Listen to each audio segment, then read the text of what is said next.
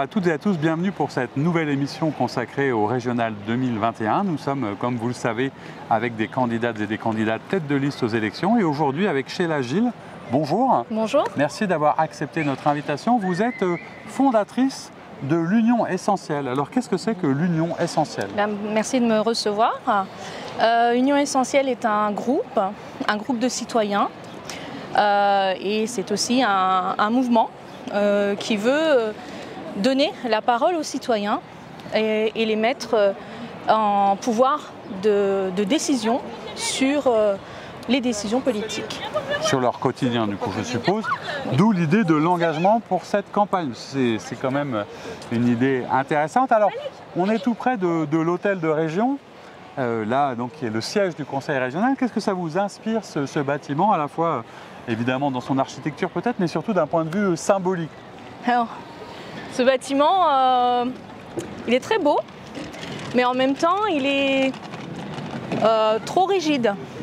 Un petit peu à l'image de notre politique actuelle, de nos gouvernants actuels. Donc il y a juste une petite ouverture qui laisse passer une petite ornière sur le peuple. Et puis sinon, on dirait que c'est très hermétique. Donc moi, j'aurais bien aimé un petit peu plus de douceur et un peu plus d'appel d'air dans ce bâtiment. Dans ce bâtiment. Je disais candidate aux élections régionales en Auvergne-Rhône-Alpes. Alors si vous deviez nous parler un petit peu de cette région Auvergne-Rhône-Alpes, qu'est-ce que vous utiliseriez comme mot pour décrire notre région aujourd'hui? Auvergne-Rhône-Alpes, c'est une région forte, forte économiquement. Elle est riche de tous ses territoires et de ses populations, de sa culture. Et puis, elle est surtout une région avec des enjeux économiques très très importants sur lesquels le Conseil régional doit bien réfléchir et bien se positionner. Alors une région dynamique, forte, etc. Qu'est-ce que vous lui donneriez comme qualité, comme atout, ou peut-être même parfois comme faiblesse quand vous regardez l'ensemble du territoire aujourd'hui? Mais les qualités, c'est justement sa position géographique qui lui permet d'être en perpétuel développement au niveau de son économie. Et sa faiblesse, c'est aussi sa taille. Je pense depuis le rapprochement avec l'Auvergne, on a un territoire qui est très très grand. Donc il faut conjuguer l'Auvergne et le Rhône-Alpes et ne pas en oublier l'un ou l'autre. D'accord. Alors, on disait aussi, vous l'évoquiez à l'instant, les élections régionales, c'est une élection qui n'est pas facile, parce que la plupart des citoyens, en fait, a priori, ne connaissent pas bien la région et surtout ce qu'elle fait pour nous au quotidien, quel est son impact. Qu'est-ce que vous diriez justement aux gens qui nous regardent pour expliquer pourquoi la région est très importante aujourd'hui? Alors la région est importante puisqu'elle prend justement des décisions qui vont influer sur le quotidien des populations. Donc en matière de transport, en matière d'environnement, en matière d'éducation. Donc que des thèmes très concrets et très pratico-pratiques pour la vie quotidienne. Donc c'est très important que tout le monde participe à ces élections qui ont été trop longtemps oubliées, j'ai l'impression, par les citoyens. Il faut aujourd'hui qu'on s'y intéresse dans le sens le plus large des citoyens pour qu'on arrive à créer ensemble une région qui soit belle pour tout le monde et confortable pour tout le monde. Dans votre programme, qu'est-ce que vous avez comme priorité? Ce serait quoi vos principaux chantiers aujourd'hui pour cette région? Les principaux chantiers, c'est avant tout le transport, en fait. Le transport sur lequel nous avons déjà réfléchi en termes d'impact sur l'environnement. Il est évident que développer les transports en commun va nous permettre de désengorger les villes des automobiles et des voitures. Donc il est important de développer l'offre en transport en commun, l'offre TER. Nous sommes engagés à réouvrir toutes les lignes qui ont été fermées durant les dernières années. donc au niveau des trains. Et c'est ce que nous allons faire dès que nous pourrons et que nous serons en mesure de décider. Donc les transports, et est-ce qu'il y a d'autres aspects, peut-être autour du tourisme ou de la ruralité ou des terroirs, est-ce qu'il y a des sujets prioritaires pour vous? Il y a des sujets prioritaires, c'est l'éducation également. Et un sous-chapitre dans le transport, qui est le transport des étudiants, des collégiens et lycéens plus particulièrement, donc pour lesquels l'offre n'est pas à la hauteur et que beaucoup de jeunes se retrouvent un petit peu obligés d'être déposés dans les établissements scolaires par les parents. Donc là, il faut absolument miser sur une offre de transport scolaire à la hauteur qui puisse permettre à tous les jeunes d'aller dans leur établissement en toute sécurité. Et puis ensuite, notre priorité, c'est de miser sur l'impact à l'environnement. On ne prendra aucune décision sans réfléchir sur l'impact sur notre environnement et sur l'écologie et l'écosystème. D'accord. Alors parmi les chantiers ou les décisions, il y a aussi peut-être parfois une sorte de décision symbolique qui est que qu'est-ce que vous feriez par exemple si vous étiez présidente? Ce serait quoi votre première décision un peu symbolique? La première décision symbolique, ce serait de mettre justement les populations à contribution pour qu'elles participent directement à la vie du conseil régional. Donc ça, c'est vraiment ce que l'on souhaite et nous espérons avoir l'adhésion des citoyens pour pouvoir le mettre en place. D'accord. Alors, la campagne, on le voit, c'est quelque chose qui est assez compliqué. D'abord parce que c'est dans une période où il y a la crise sanitaire, une région très très grande. C'est pas facile d'aller toucher les gens. Comment une petite association comme la vôtre, parce que vous êtes certainement un des plus petits, quand même pas un des plus petits candidats en tout cas. Oui. Comment est-ce que vous faites campagne aujourd'hui dans une région aussi grande que celle-là? Oui. Très humblement et très humainement. Nous ne pouvons pas compter sur la trésorerie d'un grand parti politique. Nous ne pouvons pas compter sur les infrastructures qui leur sont propres. Donc nous ne pouvons compter que sur l'humain. Si nous sommes ici, c'est une adhésion citoyenne. Et si nous allons plus loin, ce sera une adhésion citoyenne. D'accord, c'est que vous avez un peu des personnes qui sont engagées un peu dans tous les territoires, des bénévoles, etc. Complètement. Pour vous accueillir, vous soutenir, vous déplacer un peu partout. Il y a d'autres candidats, donc un 9 en tout. Est-ce qu'il y en a certains auxquels vous pensez en particulier ou vous les considérez tous de la même manière? On ne joue clairement pas dans la même cour, et ça vous l'avez dit. Donc non, en fait, eux ne s'intéressent pas à nous. Oui. On n'a pas besoin de les attaquer. En fait, on est sur un challenge, véritablement. C'est un challenge déjà d'être là. Personne ne nous attendait. Puis peut-être que encore le 20 juin, ce sera aussi un challenge peut-être relevé. On ne sait pas. Ne serait-ce que d'exister, c'est déjà très important. C'est déjà une victoire. C'est déjà une victoire. Alors par rapport à la région telle qu'elle est actuellement et à son président, donc Laurent Wauquiez, est-ce que vous avez un bilan du mandat de Laurent Wauquiez et si oui, quel est-il? Non, alors j'ai pas de bilan pour Laurent Wauquiez. Par contre, je pense que tous les politiques sont humains et qu'ils ont leurs faiblesses. Et le défaut de tous les politiciens aujourd'hui en France, c'est qu'ils se sont petit à petit renfermés. Le pouvoir s'est renfermé.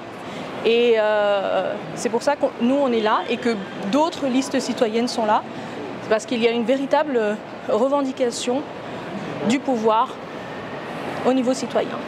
Et si on regarde, au-delà de peut-être le bilan, est-ce qu'il y a peut-être un échec important que vous voudriez rectifier ou changer spécialement auquel vous pensez? L'échec, non, l'échec, je pense que l'échec, il est commun. Si aujourd'hui nous avons des difficultés et des pertes économiques, financières dans notre pays, c'est un échec commun de notre société. Et c'est pour ça que nous devons en tant que citoyen, trouver des solutions. C'est la raison d'être en fait de notre mouvement. D'accord. Et alors par rapport à... Il n'y a pas besoin de taper sur les gens en fait. Non. Il n'y a pas besoin de se faire concurrence. Il faut juste réfléchir en bonne coordination. Et vous avez l'impression que du coup ce message des citoyens, alors un peu contre les politiques, quelque part il est entendu, il y avait une inspiration des gens à renouveler peut-être un peu la manière de faire ou de s'engager dans la politique? Complètement, complètement. Déjà le terme élu, Ouais. vous êtes élu, vous êtes déjà dans la stratosphère là. Donc non, ce ne sont pas des élus en fait. Nous sommes, si nous arrivons à des postes de conseillers départementaux ou régionaux, nous serons des employés du peuple, des employés, des citoyens qui nous ont élus. Et il faut ramener un petit peu vers la base ce pouvoir qui veut aller tout seul se percher je ne sais pas où. Donc il faut remettre les bons termes.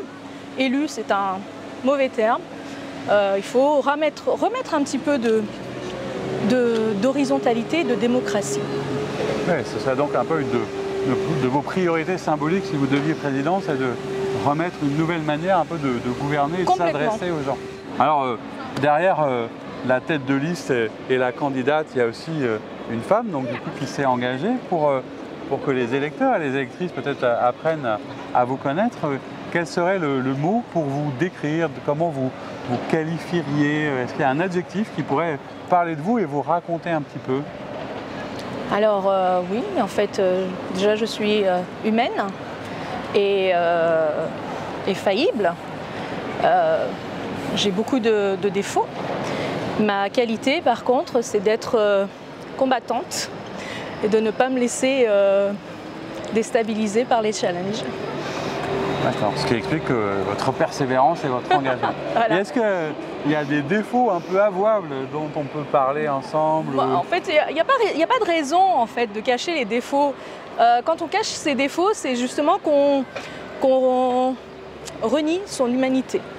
Donc non, en fait, Union Essentielle, son credo, c'est le pouvoir au peuple, c'est pas Zorro est arrivé. Donc, on est tous humains. Et pour ma part, oui, en fait, je suis colérique, par exemple. Je suis sanguine. Donc, c'est vrai que parfois, je me laisse emporter. Bon. Et alors, justement, par rapport à ces qualités personnelles, etc., comment on pourrait définir votre futur style de gouvernance ou de présidence si vous étiez présidente demain? Qu'est-ce que vous mettriez en œuvre en lien avec votre personnalité à vous?